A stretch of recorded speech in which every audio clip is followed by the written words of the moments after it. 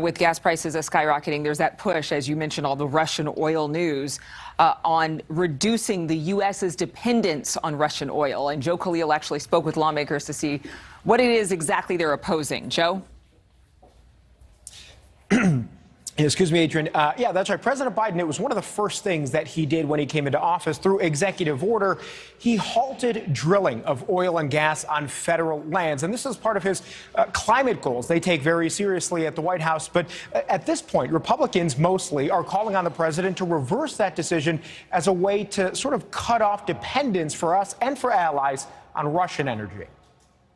With more sanctions put on Russia, Republicans now propose opening up federal lands in the U.S. for drilling more oil and gas as an alternative to Russian oil. Produce the energy that we need to a point where not only are we self-sufficient, but that we can help our allies. Congresswoman Nicole Malliotakis and other Republicans say President Biden's early executive orders that halted drilling on federal lands should be reversed. And the lone Democrat to agree, Senator Joe Manchin. To make sure there's no hardship to the American public, and we can prevent that by ramping up our production.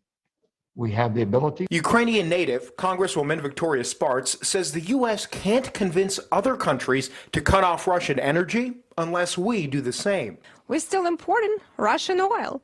So if we want to really mean it, we should look how we're going to open up our capacity. Democrats, though, are committed to their climate goals, reducing dependence on oil altogether. And that starts at the White House. Democratic Senator Sheldon Whitehouse tells NewsNation that some of the Republican rhetoric is driven by the oil lobby. I think the response to that is that there is no crisis in the world that the oil industry doesn't try to conclude requires more oil drilling.